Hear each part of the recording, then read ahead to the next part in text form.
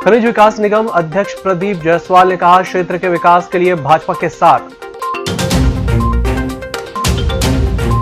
बालाघाट से इंदौर जा रही वर्मा ट्रेवल्स की बस पलटी, दुधमुही बच्ची की मां समेत 2 महिलाओं की मौत, 27 घायल। और 6वें वेतनमान विसंगतिपूर्ण तत्काल आदेश निरस्त करने की मांग, पात्रता परीक्षा उत्तीर्ण शासकीय अध्यापक शिक्षक संघ ने सौंपा ज्ञापन। नमस्कार, बालाघाट लाइव के इस बुलेटिन में आपका स्वागत है। मैं हूं आपके साथ आकाश। अब देखते हैं खबरें विस्तार से। मेरा भविष्य जो हो, लेकिन वारासिवनी का भविष्य उज्जवल होना चाहिए, क्योंकि वारासिवनी की जनता ने मुझ पर जो विश्वास दिखाया है। 2023 के बाद मेरा भविष्य क्या होगा उसकी मुझे चिंता नहीं है, मुझे वारासिवनी के विकास और जनता की चिंता है। स्थानीय जनपद पंचायत परिसर में खनिज निगम अध्यक्ष और विधायक प्रदीप जायसवाल ने 15वें वित्त से लगभग 21 लाख की लागत से बनने वाले सभाकक्ष का भूमि पूजन किया।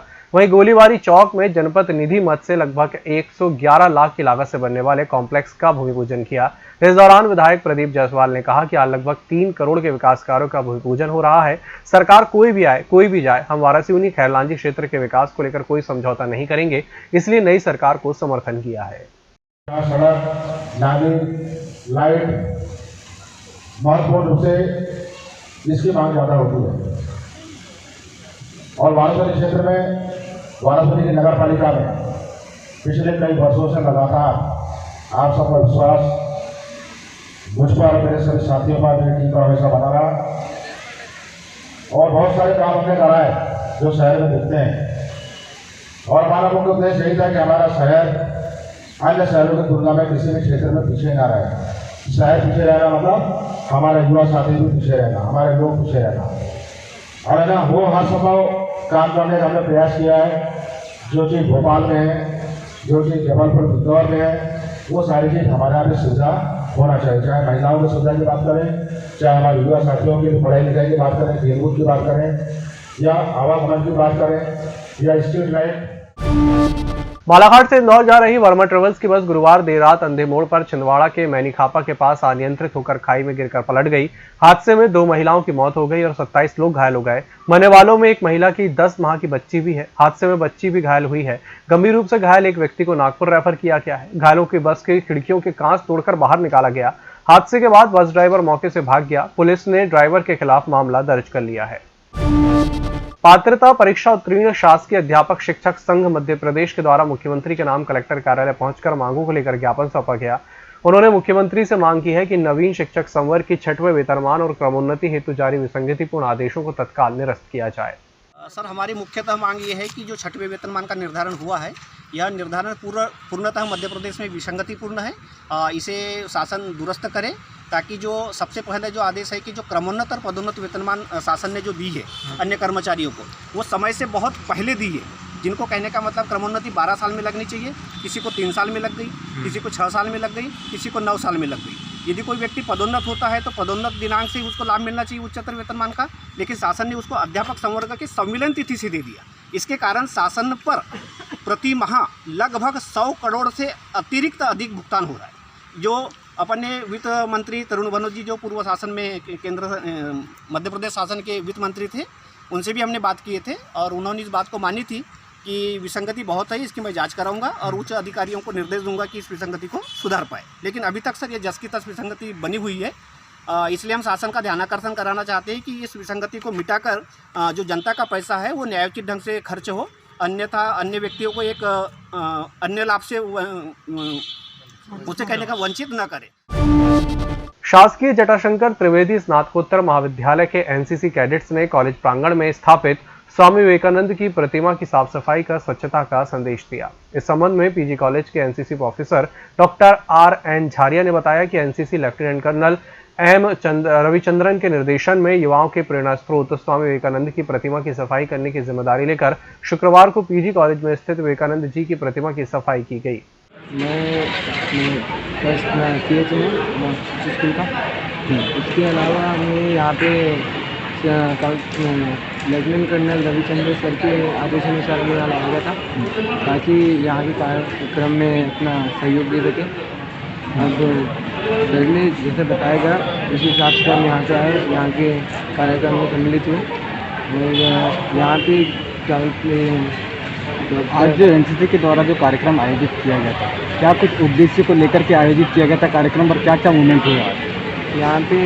जो एनसीसी कार्यक्रम इस उद्देश्य से किया गया था, इसमें डॉक्टर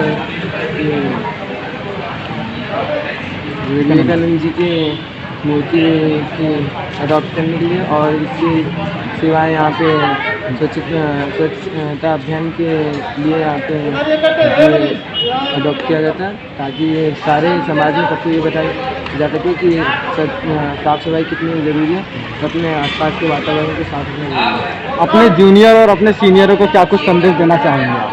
जी, हम अपने जूनियर को ये संदेश देना चाहेंगे कि आगे अक्सर टीचर आप हमें अपने आजू बाजू के वातावरण बाकी और डिसिप्लिन में रहना चाहिए और आजू बाजू के वातावरण को साफ रखना चाहिए। हमारे डीजी एनसीसी दिल्ली के आदेशानुसार एवं हमारे 6 इंडिपेंडेंट कंपनी एनसीसी बालाघाट के कमांडिंग अफसर लेफ्टिनेंट कर्नल एम रविचंद्रन के निर्देशानुसार यह कार्यक्रम आयोजित किया गया। तो इसमें कार्यक्रम में किन किन गतिविधियों के तहत कार्य किए गए?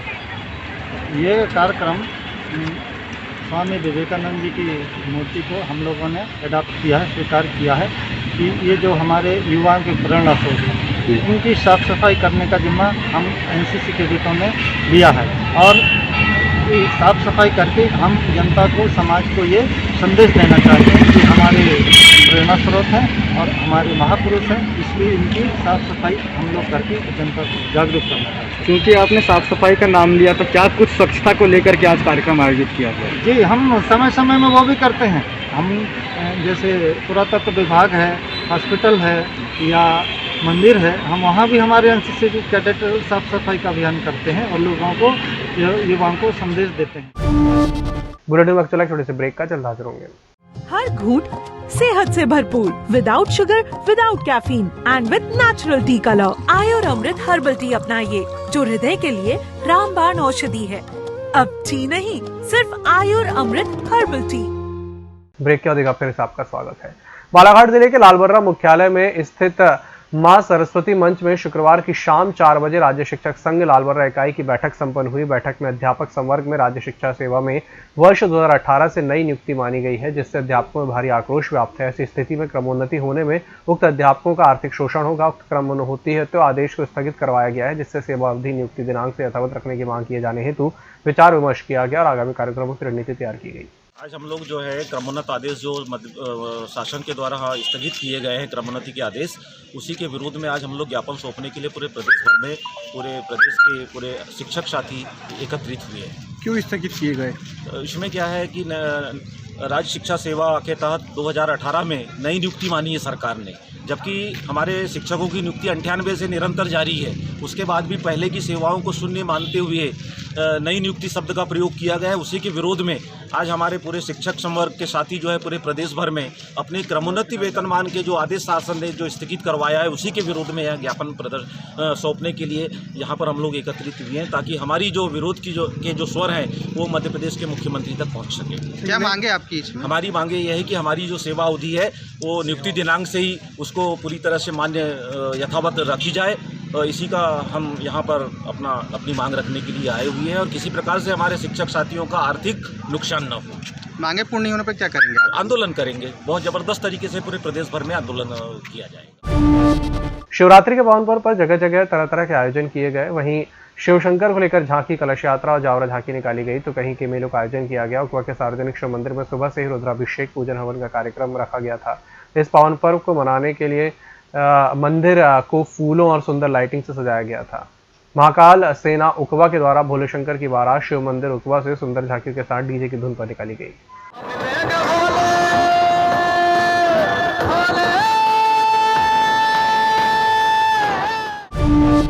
मध्य प्रदेश लघु वेतन कर्मचारी संघ के प्रांतीय आवाहन और प्रांतीय अध्यक्ष महेंद्र शर्मा के निर्देश पर पूरे जिले में अपनी 15 सूत्री मांगों को लेकर मुख्यमंत्री और मुख्य सचिव के नाम कलेक्टर को ज्ञापन सौंपा गया।